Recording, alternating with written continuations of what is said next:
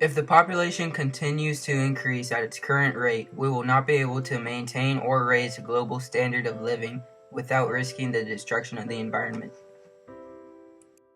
It took hundreds of thousands of years for the world's population to hit 1 billion.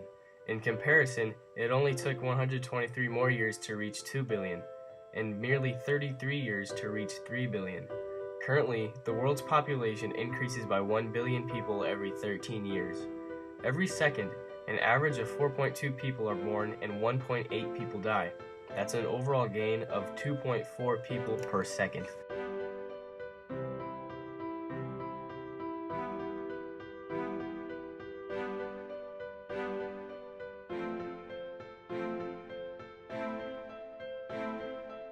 Okay, ma'am, what is your name? Betsy Kirkpatrick. Okay. Do you think we'll be able to sustain ourselves in the future if the world continues to grow as fast as it is?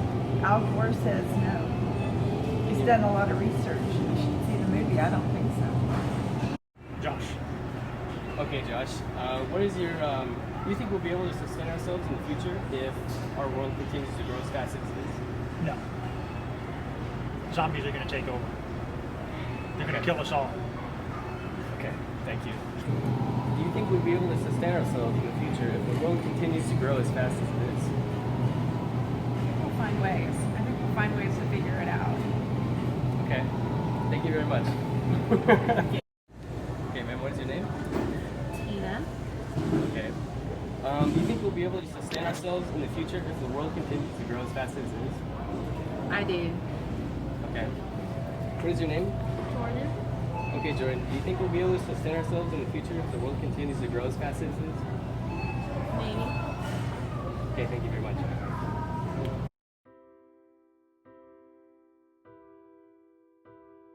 The problems with climate change will only grow worse as the population increases. The higher the population, the greater the demand for oil, gas, coal, and other fuels that create greenhouse gases that harm our environment. In an article in Yale University's Environment 360, Jonathan Foley, director of the Institute of the Environment, University of Minnesota, argues that the global community now faces a crisis in land use and agriculture that could undermine the health, security, and sustainability of our civilization. While climate change has received enormous attention, human population growth and the corresponding rising global demand for meat, dairy products, as well as the need for bioenergy from corn, sugarcane, and other sources should be equal cause for concern. Already, we have cleared or converted more than 36% of the Earth's ice-free land surface for agriculture, whether for croplands, pastures, or rangelands. In fact, the area used for agriculture is nearly 60 times larger than the area of all the world's cities and suburbs. Since the last ice age, nothing has been more disruptive to the planet's ecosystem than agriculture.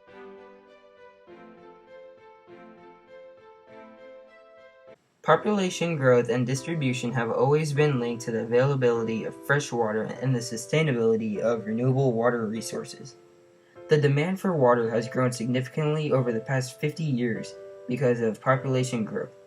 Approximate management of the world's water resources is essential for meeting the demands of a growing population and for expanding water uses. At the same time, we must also prevent the further degradation of our water sources and clean up polluted waters. A significant number of the world's population lack access to an adequate supply of safe water for daily use. In less developed countries, more than one half of the population is without access to safe water, and water shortages and polluted waters lead to food insecurities and major health problems among the world's poor.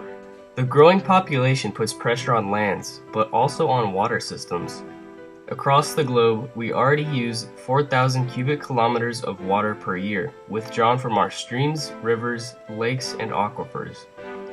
Of this, 70% is used for irrigation, the single biggest use of water by far on the globe.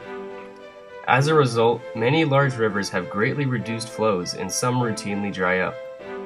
And the extraction of water from deep underground reserves is almost universally unsustainable and has resulted in rapidly declining water tables in many regions of the world. Future water demands from increasing population and agricultural consumption will likely climb between 4,500 and 6,200 cubic kilometers per year. California reservoir ran dry overnight, killed thousands of fish, and it's leaving residents now looking for answers. It is not a good sign, of course, as the state's major lakes and reservoirs continue to drop. Good evening, I'm Sam Shane. Current agricultural practices because of rapid population growth creates heavy pollution. Agriculture, particularly the use of industrial fertilizers and other chemicals, has fundamentally upset the chemistry of the entire planet. Already, the use of fertilizers has more than doubled the flows of nitrogen and phosphorus compounds in the environment, resulting in widespread water pollution and the massive degradation of lakes and rivers. Another form of pollution results from current agricultural and land use practices. CO2 emissions. Current practices, including clearing forests for agricultural land, contribute 30% of the currently unsustainable CO2 emission level.